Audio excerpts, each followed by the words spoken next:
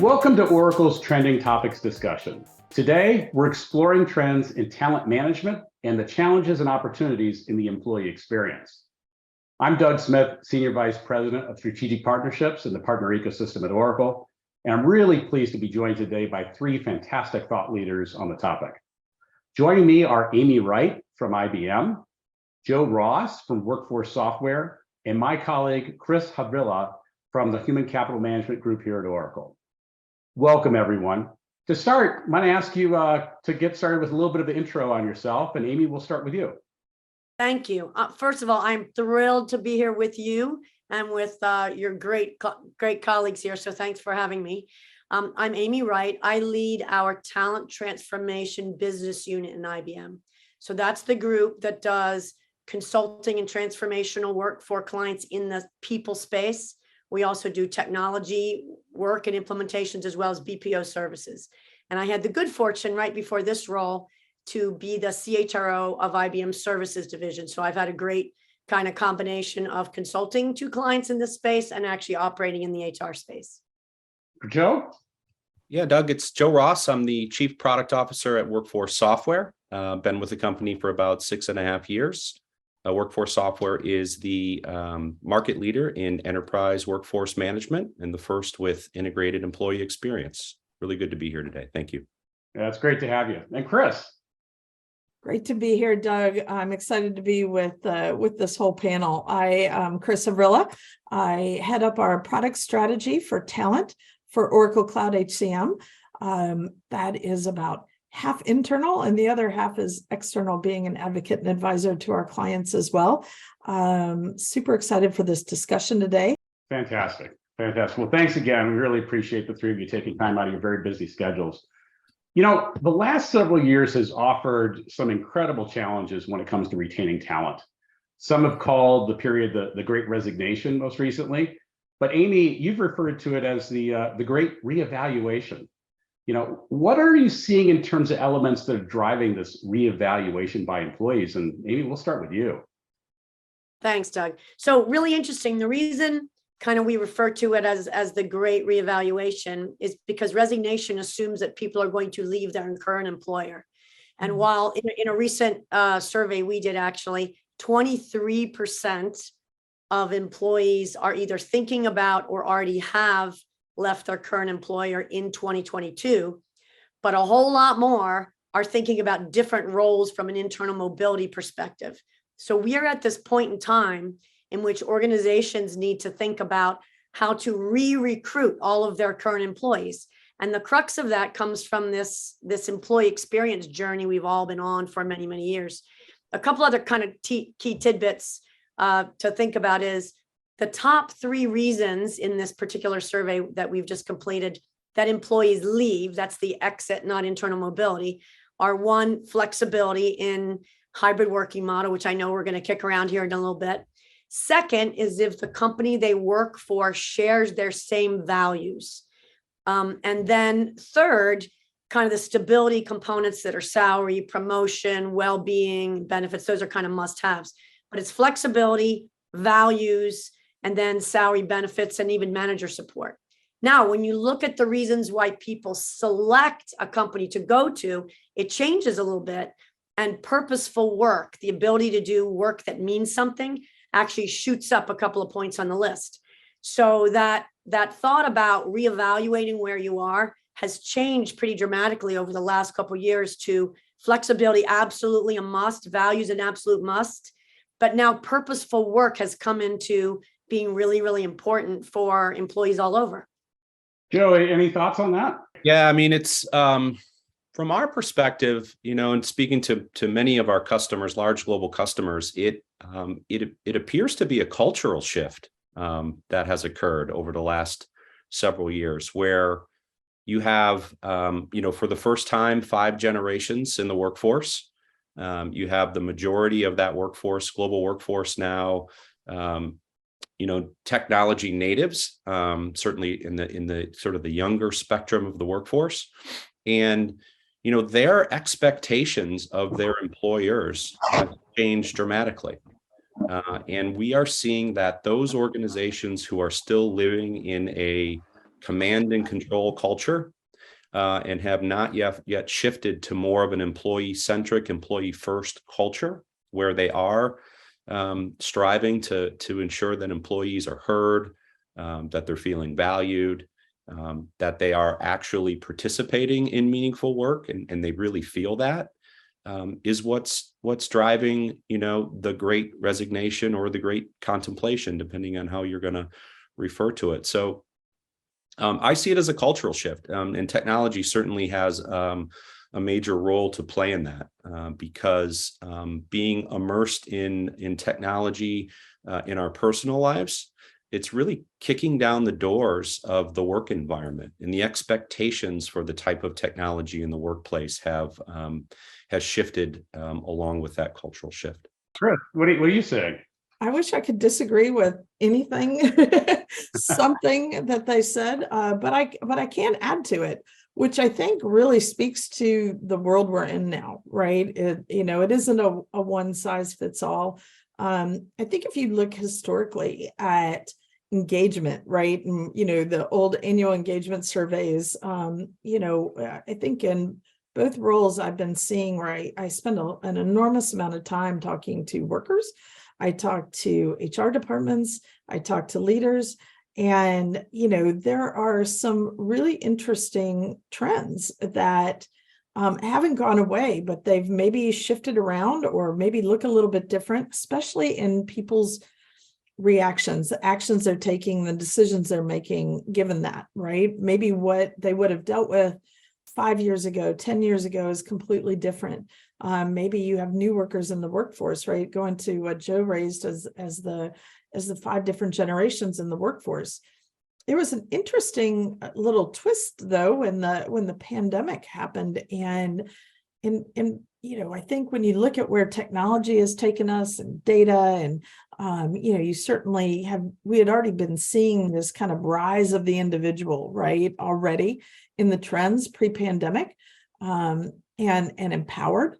But boy, they really became empowered after reprioritizing, rethinking, having to deal with things external to them, and in really doing whatever they had to do to get the job done, whether it was at home or at work.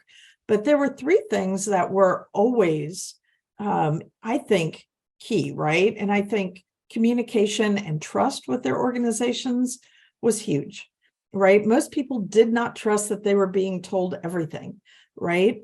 Because we did live in a bit of a command and control world, right? To Joe's point, do what you're told. You don't actually know why you're doing it. You don't know how you're contributing. You have this process that's inflexible and not very fluid, and it's these 8 steps, and everybody does the same thing, except for that wasn't happening anymore. So, you have that. Then you've got, everybody trying to, make decisions with a lot more criteria. And so communication becomes even more important because they're at home and they're not in the same situation. Their manager relationship, that was huge, right? We always hear this adage that people leave managers and companies, and that's really true. That manager relationship, if you think of command and control, it's like you're telling me what to do. Like, I don't have agency, I don't have choice. I'm the one closest to the work, yet you're telling me what to do. We really saw this need for a manager to help them get stuff out of their way, right? We didn't want systems to become the work. We needed all of these things to help us, the tech, the data, and our managers. They should be helping us, right? And then, I certainly think that, having this kind of shift away from jobs and roles, I think is critical, because people are accessing experiences. They're not necessarily moving up a career ladder. They're accessing experiences. And I think companies need to make that shift to, we need to access talent, right? And skills and capabilities. And so people are just thinking about everything fundamentally different. And so there's not a one size fits all that is going to solve for this. We've got to do just like we do kind of in the consumer world, and that's hyper personalization, but we still have to scale experience, right? So how do we do that? And I think data and technology is a huge key to that. Yeah, no, that's great. Certainly, I think it's all three of you spoke to this world in which we've got changing expectations and a cultural change that's going on that really impacts things. Let's talk a little bit about one of those factors, which is, hybrid and remote work for employees who historically, have spent most of their time behind a desk in an office. It seems that, some form of hybrid work where many employees are seeking to be in the office, let's say less than 5 days a week, is continuing to be what many employees, not all, but many employees are looking for.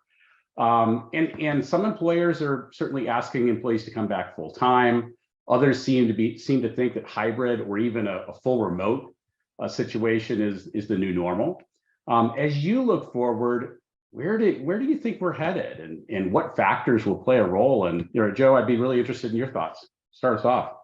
Yeah, it's interesting because, when you look at the global employee population, the statistics have shown that 80% of the global population is a deskless worker, right? A frontline worker, not traditionally working at a desk, often, hourly shift workers, on a manufacturing floor or in a retail setting, et cetera. And, their experiences over the last several years, and as you look further into the data, right, while it's 80% of the global employee population, only 1% of the IT expense has been targeted at serving that massive group of employees.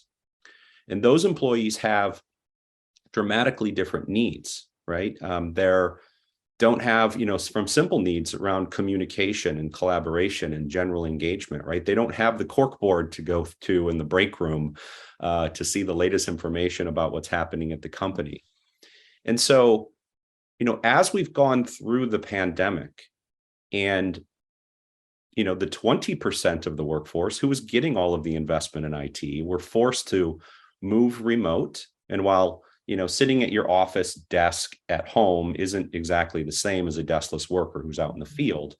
But the types of challenges that they were faced with, right, as we've all had to move to remote during the pandemic, has really elevated the need, the pain, the challenges that these workers are faced with. So we're already seeing, a desire from a technology perspective, right, to increase the level of investment that people are making to be able to serve the employee no matter where and when the work happens, right, and to be able to do that in a way that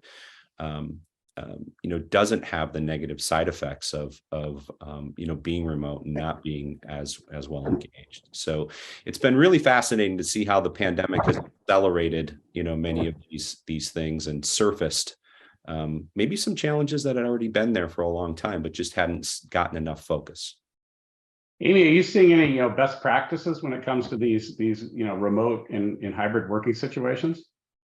Well, we are, but I want to pull together two threads I think that were mentioned a minute ago. First of all, when employees are asked, what's your preference? It's split. It's really split, which is why this hybrid work environment is so important that we get it right. 37% say they want to do something hybrid. 31% say they want in the office, and 32% say they want all at home. So it's really a kind of a mix. So we have to get this right. And if you look at companies that outperform others, so we call them obviously outperforming companies, 94% more than the underperformers expect challenges, continuing challenges with the technology that's provided for this hybrid work environment, for whatever, to be productive, to help them learn, etc. So one of the interesting trends, and actually, Chris, this is kind of building on what you had said earlier, is that this concept of employability is becoming an important concept. And what I mean by that is one of the things that's most important to employees is that they're employable in the market. Yes, in the company I'm working in now, but in the market. So that means that in their current organization, to remain there and continually assessing, as they assess, do I want to stay here, go somewhere else? We have to make sure that we're helping them to build the skills that continue to make them employable with hot skills in the market. They're going to pay whatever the level is that they want to be paid. So what's the best practice and what are the implications of that, is that technology is really, really key here. So given that, probably 2/3 of our workforces at any given time are not going to be in the office, depending on the kind of workforce you have, we have to make sure that not only from a best practice standpoint, we have the technology that pulls people together, and not just to do your work and, in the cloud, but to collaborate with one another in a way that feels as much as possible like we're in person, even though we're not really. So the technology is critically important, and will get more and more important as we do things like work on blackboards together, jot things down together versus kind of one way at a time. And then the other thing that's really important is, or another best practice, lots of things are important, is the way leaders lead. So we now need to not be command and control. And this is harder, right? Because you have to be able to enable employees to want to do things on their own because they feel it's purposeful, it's good work. Their managers, the managers, we kind of look at this, there's a really important middle management component here, and meeting our employees in the middle. What they experience every single solitary day has to be empathy. And managers now need not to look at the process that people are using quite as much as the outcome. Because you really don't know what I'm doing all day long, but you sure better make sure that my outcome is what the organization needs it to be to have a productive workforce. So those two dynamics of best practices, one is certainly with the technology, and the second is a different kind of leading, are going to be really, really critical if we're going to make this hybrid work environment work in a way that's collaborative and productive. Because the employees that pretty much full-on employees say that they are productive at home. But when people go to the office, the reason they say they like to go in is for this collaboration, to use, to access assets they don't get to use at home, whether it's the copier or whatever, or the snacks in the snack room, or whatever it is. But it's the people interaction, and some really just need to get out of their homes because they're productive in an office environment. So we just have these multiple dynamics, and we need to make sure as leaders that we're able to serve all those groups effectively, and that the technology enables us to do that. Great. Chris, I'm curious in your thoughts on this. Absolutely. Look, I think this does come down, again, not one size fits all. And I think if we're going to move away from a command and control world, which I absolutely think we have to do, I think we're all saying that, right? This is not about input, process, output anymore, right? Work has become more than a set of tasks and activities. It's how people team and collaborate and come together. It's how people interact, how they grow, how they develop, how they come together towards a set of outcomes, right? And I think in a more of a commitment and collaboration type of world, right? We have to do exactly what Amy said. We have to connect people with outcomes so that they can see what they have to do, what they have to achieve, rather, and why. And they should be empowered to get to those outcomes. So a commitment and collaboration model is a people first, kind of approach where, it's about high empathy. It's about high accountability, right? To a set of outcomes. How people get there, that's the empowerment, right? It was fascinating. If you watch productivity numbers over the last 20 years with all of this technology and all of this data, productivity stayed fairly flat, and in a lot of cases went down because the systems became the work, right? But we didn't make work easier for them. We made work harder for them. They lost sight of what they were doing and why they were doing it. And it's really hard to care or feel engaged or have a good experience or have well-being if work is your biggest stressor. And so how do you flip that? And I actually studied this really, really deeply.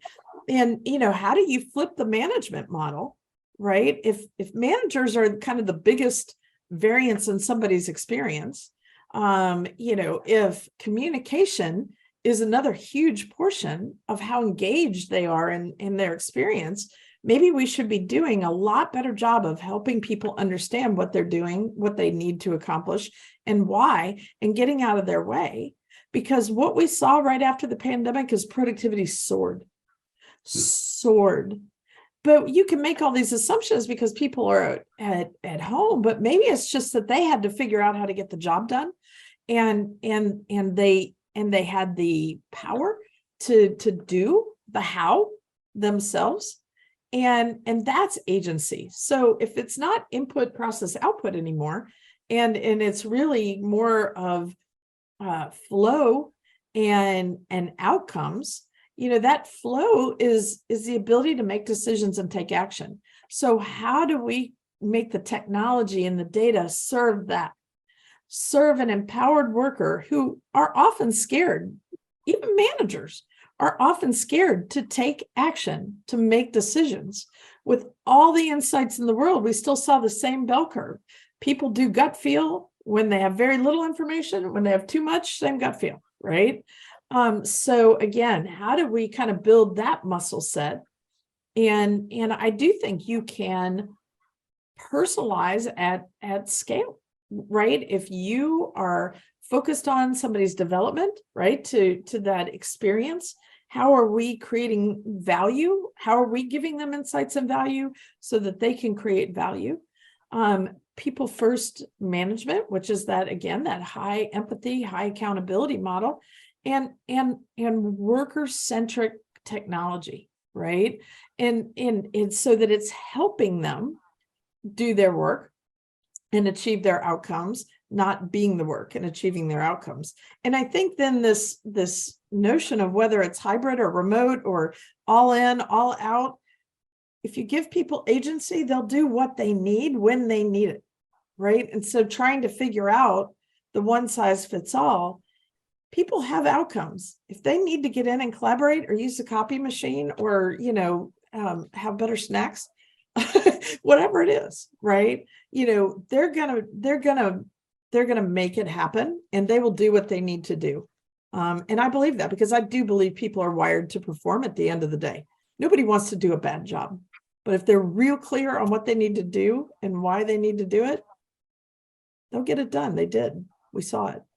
The more we try to grab control back, the more productivity is going down again. It's a fantastic intersection, I think the three of you spoke to, of changes in leadership style, that change in, from command and control, empowerment and accountability for the employees, the outcome orientation that we all need to have. And then this interesting role that technology plays in all this, because we've seen technology enable certain things, but it's got a long way to go, right? To enable all those things that you just described. Before we go on, I just want to double click on one of the things Chris said. So this idea of managers being scared and transparency. So again, a really interesting shift has happened. Employees need transparency. They need, why are we doing this? What's this decision for? Why am I operating this way? And managers, leaders, you think about the early days of social, how many people really did blogs and all that stuff? Most leaders were kind of scared for them to see for people to see inside my brain why I'm making these decisions. But that's over now. You have to be transparent. Employees are expecting it. And if you're not transparent, they're not going to work for you. Right? They don't trust you. So, they won't trust you. So one just example we've seen in a number of different companies, including my own, is that when we first introduced, or when companies first introduced this idea of internal mobility, so you could go get another job elsewhere and through a marketplace, you might be able to see what's available. I know a number of companies, ours as well, we were scared to death when we initially put this in place because it was transparent. And it was transparent to employees that, there's a opening over here. And we thought, oh my goodness, everyone's going to jump and be switching jobs every 3 months. And managers were scared that their employees were going to jump. But what did it do? It made the managers better because they knew now that their employees had a choice. Right. And they had to get on the stick and help their employees develop the skills and that employability we were talking about that they kind of had full control over in the past. Now they didn't. Now it's the employee's choice. And it's because of transparency, Chris. Yeah, I couldn't agree more. It's fascinating. If you tell somebody they have to come into the office and you don't have a good reason why that speaks to somebody, that it's never going to play okay. And it's going to impact trust. And it's going to be, you know what I mean? But if you've got a good reason and they can see it because they know what they've got to achieve and why they need to achieve it, and they're being given the agency and the choice, they'll make the right decision. And that, if we're coaching them, if we're collaborating with them, if we're committed to unlocking their performance and potential and helping them get to, like, that's a flipped management model. You work for them. You work for them. It's fascinating to be on the other side now and developing products that hopefully will change how people's rituals and behaviors are, and giving them these insights, and so that they can make better decisions. I mean, Amy's spot on. I was just going to say, speaking of meaningful work, right? As product people, it's really, really meaningful to be building products that do just that, right? Exactly. It's fantastic points. The trends that you're spotting and the directions that you're speaking to absolutely are the things that managers need to be aware of, that transparency, that trust building with employees, and the outcome orientation. It's probably our best shot. Can I just release everybody from their responsibility of having all the answers? Like, that's okay. Because I think the beginning part of knowing what the outcomes you have to get to, and that beginning, instead of input, process, output, it's kind of like questions, outcomes. And in the middle is the ability to make decisions and take action. It's okay not to have the answers. You know, you should be asking good questions. We don't live in a world of certainties anymore. We live in a world of probabilities. He or she who asks the best questions wins, honestly. And getting used to it, being okay with that, I think is what we have to do, because we can design products all day, right, Joe? But if we don't have, even like Amy and her teams to go out there and help people use those tools right and apply them right to get better decisions and actions, right? It's building muscle set. And that muscle set has got to be okay with not having the answers, but learning how to find them. So let's talk a little bit about deskless workers. They are the lion's share of our employees, and we've had lots of pandemic-induced challenges in this population of workers, with unplanned absences, shortages, strong competition for staff, of course, in the recruiting front, especially in industries like healthcare, manufacturing, retail, and I'd say just service industries broadly. For this group, what approaches are working best? What tips can you suggest? And what are you seeing in terms of best practices for employers who, in terms of retaining and recruiting these deskless workers? Chris, why don't you kick us off? Absolutely. I think table stakes still has to be fairness and trust. I think some of what we saw, right, was that, and I think hospitality or restaurants are a great example, right? They were not making a living wage, right? So I think there's a set of table stakes where you have to relook at your business model and ensure that fairness and trust is there. And part of trust is communication. I think that's huge. How do you make sure that you can communicate with the populations you need to communicate with in the ways I need to hear it, that are specific to them, that matter to them, that are geared to help them achieve their goals. I do think connections are huge. How do we help make connections? How do we connect our workforce, and how do we connect with our workforce? And I think that's huge. And it's a huge thing as we think about how we develop products that we have got to continue to keep kind of front of mind. And that notion of unlocking performance and potential is still the same thing, right? People have skills, but I think we sometimes kind of overemphasize just skills and not capabilities, and how we develop capabilities. How we take the insights and value from things like, AI, and give us insights into, how do we help develop, and what are the different ways? It's not just here's your content library. It's, what access to other work do we give them? People are doing side hustles all the time that speak to their passions and their capabilities. How are we surfacing that insight and value to managers, to workers, and to HR alike, so everybody's kind of solving for this? I think, if we're thinking about that same notion that we were talking about, you still have to think about, how do we develop people? How do we invest in them or allow them to invest in themselves? Give people chances, right? And how do we keep them front and center? And how do we create the technology and the data to help them, connect with each other and with us? Joe, what are you saying in terms of the best ways to engage, with these deskless workers? Yeah, I mentioned earlier, right? The IT spend historically has been very, very small on this, majority population of the business. And with the awareness of the challenges and the differences between the desk workers and the deskless workers, we've been engaging very, very deeply with the market on what are the big problems to be solved. And, a couple of themes have emerged as we've engaged with the market. One is that, people are looking to make managers productive in the moment, right? They're very, very busy. They're now remote. They don't have an opportunity or they're either remote or in a frontline role. They don't have direct face-to-face time with their employees.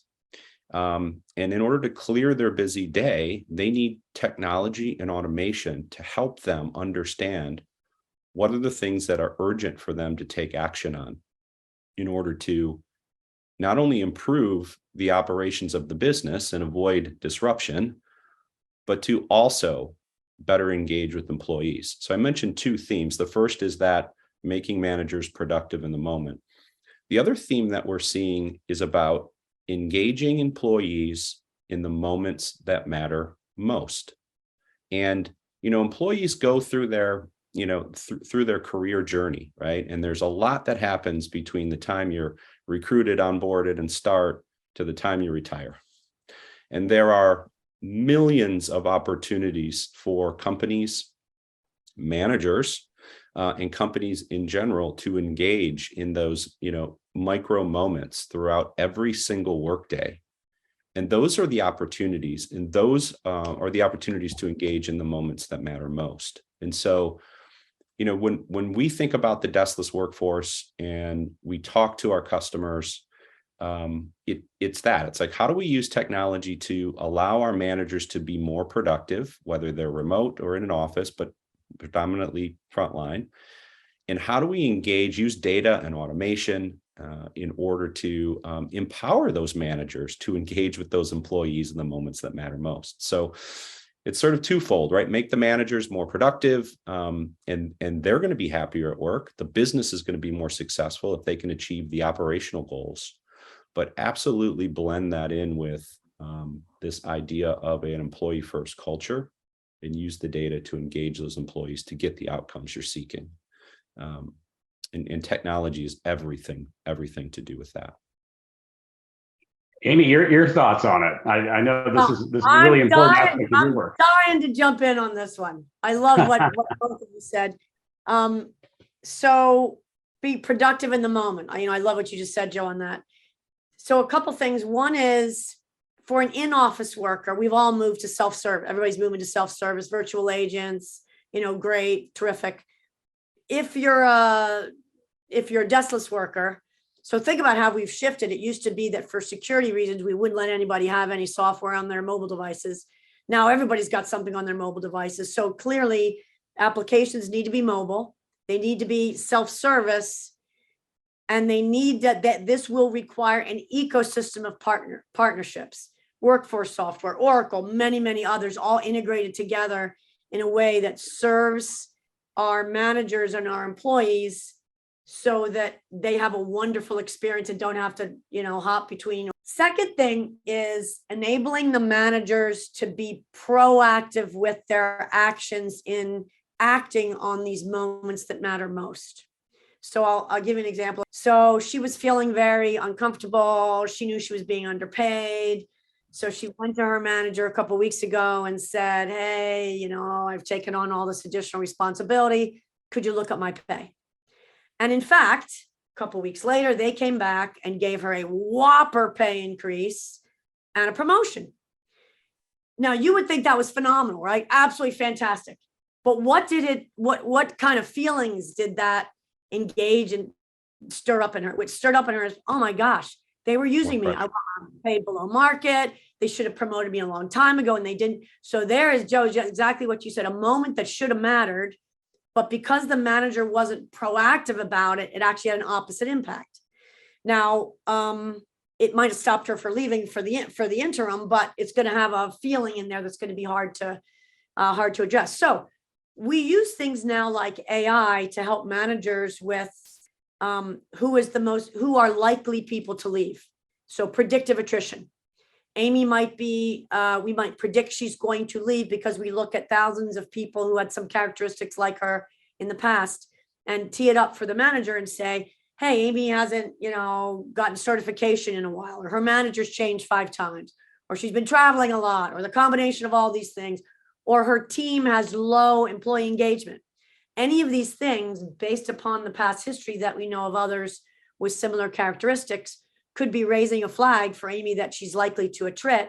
And manager, here's some of the things you could do to proactively impact, a change to whatever might happen in the future. So using technology, not only for engaging the employees directly, but helping the managers to address these moments that matter are really, really important. And then the other thing I wanted to mention, it feels kind of awkward, but because of this idea of either a deskless worker or hybrid working model, we kind of have to force collaboration, and we have to figure out what it's going to take for people to get together. Because as Chris said, hey, come into the office on Wednesday because we're going to be there. That's not going to be enough for people, because now they've re-architected their home life. They have childcare in a different way.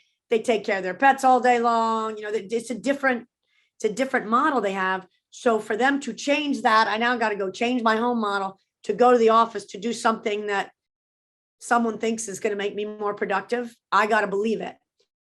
So this kind of forced collaboration applies also for deskless workers. So just a couple things to add on to great points. When we really focused on trying to develop an experience platform, we kind of used a really basic rule of thumb that I would encourage anybody to think about when they're thinking about their technology, but also how it's used. Same thing with data is, I think whether you're deskless, whether you're a desk worker, whether you're home, whether you're remote, whether you're in an office, you still have to, know someone. Everybody wants to be seen, know me, see me, help me, communicate with me. So if you kind of look at technology and data as a lens like that, you still have to know what moments matter to people. And that's not just tied to a transaction in HR. And I think I love the example you gave, Amy. I mean, that's so poignant and real. And I think if that manager is having a check-in with that person on a weekly basis, right? And just saying, how are you doing?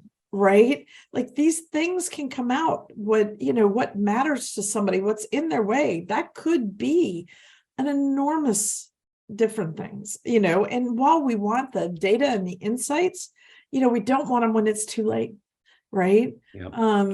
That was almost a no-win situation, for somebody at that point, right? We should have known all along, right? Are we really arming managers with just like, all you need to do is make sure that this person is okay and they have what they need to get their job done. And if their trust is impacted or their work is impacted or something, right? We have to know that. And it has to be kind of along the journey. So if you're checking in with them, something as simple as a check-in, like we root that in just a one question, with the software to try to broker that relationship. I do think those are basic things that people could go home and do today, go back to their office and do today. And with that lens, put themselves in the worker's shoes. Fantastic. I think, one of my takeaways from that is, I think, Joe, to your point, those moments that matter are really critical. And Amy, you did a great job of speaking to, there's a lot of things that technology can help us with to kind of make sure that we're identifying and taking advantage of those moments that matter. But Chris, I think to your point is, hey, it's a human, we're all humans, and we have to understand what those moments are. We have to make that relationship and that human connection to make it all work. But three really important points. Thank you to all three of you for joining me today. This has been fantastic conversation. I think, really understanding some topics they're incredibly relevant for certainly me as a leader, and I know for our audience. So thank you all. I really appreciate your thoughts and your participation in our conversation. Fantastic. Thank you. A pleasure. It's great. Thank you.